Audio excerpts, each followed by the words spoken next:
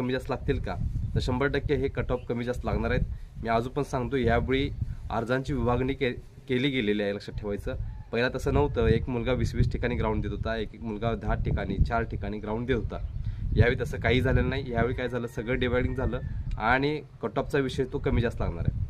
आता जर तुम्ही बघायला गेलं तर SCBC EWSचा कट ऑफ काही ठिकाणी कमी लागला आहे, काही ठिकाणी जास्त लागला आहे. मग हे जे डिपेंडिंग आहे, हे सगळं तुमचं आलेलं एकंदरीत अर्ज, त्यावेळेचं क्लायमेट असेल, रिक्त असणाऱ्या जागा असतील, आणि यावेळी मराठा आरक्षणाचा विषय, SCBC EWSचा विषय तुम्ही बघितलेला होता.